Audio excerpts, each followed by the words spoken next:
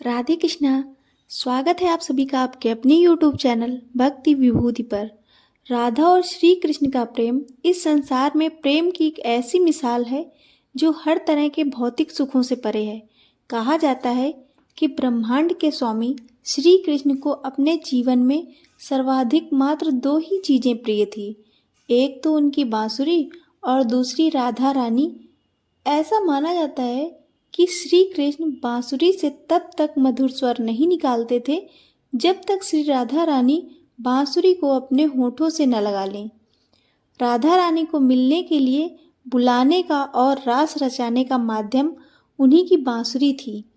मान्यता है कि श्री कृष्ण को बांसुरी इसलिए प्रिय थी क्योंकि उसमें राधा रानी की श्वास बसी थी।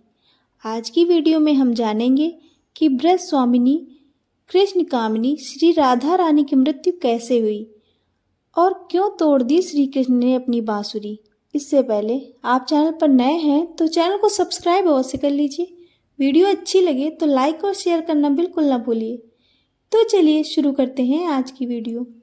राधा और कृष्ण का नाम जब भी लिया जाता है तो एक साथ लिया जाता है। राधा कृष्ण का बचपन एक साथ बीता, लेकिन कृष्ण पहली बार राधा से तब अलग हुए जब मामा कंस ने बलराम और कृष्ण को आमंत्रित किया। तब कृष्ण ने कंस का वध करके अपने माता पिता को कारागार से मुक्त कराया, लेकिन उसके बाद उन्हें वृंदावन वापस जाने का मौका ही नहीं मिला। हालांकि वृंदावन से अलग होते हुए कृष्ण ने राधा से वादा किया था कि वो वापस जरूर आएंगे।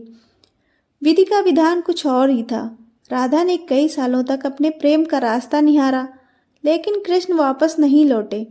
कहा जाता है कि कुछ साल बाद राधा का विवाह हो गया। उधर श्री कृष्ण का विवाह भी रुक्मिणी से हो गया। धार्मिक धर्म ग्रंथों में श्री कृष्ण के वृंदावन छोड़ने के बाद से ही राधा का वर्णन कम हो जाता है। राधा जहां पत्नी के तौर पर अपने सारे कर्तव्य पूरे कर रही थी, वहीं दूसरी तरफ श्री कृष्ण ने अपने सांसारिक कल्याण के लिए कर्तव्य निभाए। रुक्मिणी से विवाह के बाद श्री कृष्ण काफी समय तक द्वारिका में रहे और प्रजा की रक्षा की। इसी वजह से श्री कृष्ण द्वारिकाधीश के नाम से लोकप्रिय हुए। एक समय ऐसा भी आया जब राधा रानी एक बार फिर से श्री कृष्ण से मिली। राधा कृष्ण से मिलने उनकी नगरी द्वारिका पहुंची।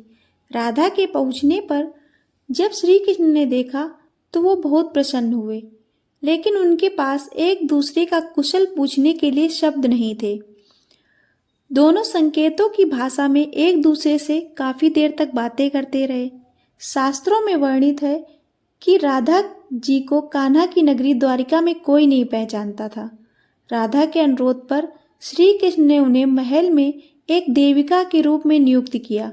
राधा दिन भर महल में रहती और महल से जुड़े कार्य देखती थी। मौका मिलने पर वह कृष्ण के दर्शन कर लेती थी, लेकिन राधा को वहां वो आध्यात्मिक जुड़ाव नहीं हो पा रहा था, इसलिए वह एक दिन चुपके से महल से निकल गईं। राधा निकल तो पड़ी थी, लेकिन उन्हें पता नहीं था कि वह कहाँ जा रही हैं। उधर श्री कृष्ण को सब कुछ भली भांति पता था। धीरे धीरे समय बीता और राधा अपने अंतिम समय में अकेली जीवन गुजार रही थी। उस वक्त उन्हें श्री कृष्ण की आवश्यकता पड़ी। राधा किसी भी तरह श्री कृष्ण को देखना चाहती थी।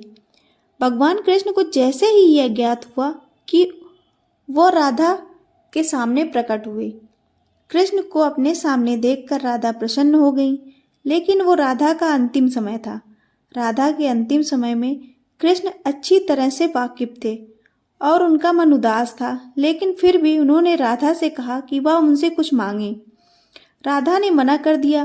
कृष्ण ने दोबारा अनुरोध किया तो राधा ने कहा कि वह आखिरी बार उन्हें बांसुरी बजाते देखना चाहती हैं।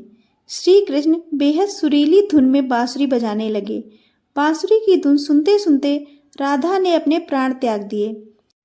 भगवान होते हुए भी राधा के प्राण त्यागते ही श्री कृष्ण बेहद दुखी हो गए और उन्होंने बांसुरी तोड़कर कोसों दूर फेंक दी।